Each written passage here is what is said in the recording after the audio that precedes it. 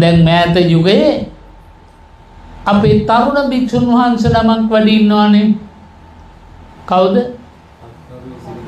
කත්නෝරුවේ සිරිධම්ම හමුදුරුවෝ. ඒ ධර්ම දේශනාවකට උන්වහන්සේගේ 25000 30000ක් විතර අවම වශයෙන් පිරිස රැස් වෙනවා.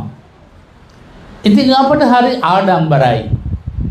අපේ ශාසනය වෙනසුනේ නැහැ. ශාසනයෙන් සැනසෙන ශාසනයෙන් සනසවන්න පුළුවන් සංගරුවනක් අපට තනින් තන වරින් වර බිහි වෙනවා. එවැනි බුදුබණ අහන්න කැමති ශ්‍රාවක ශ්‍රාවිකා පිරිසකට ඒ බණ ප්‍රත්‍යක්ෂ වෙන හැටි බලන්න. උන්වහන්සේ නිතරම මතක් කරපු හැම බණකදීම මතක් කරපු කරුණක් මේ අචින්තිතම්පි භවති නේද? ඔයගලට පාඩම් චින්තිතම්පි විනාශති. නොසිතු දේ සිදු වෙනවා, සිතූ දේ සිදු වෙන්නේ නැහැ. ඉතින් බලන්න ඒක මේ දේශනා කර ඉන්න යුගයේම ඇත්ත වුණානේ.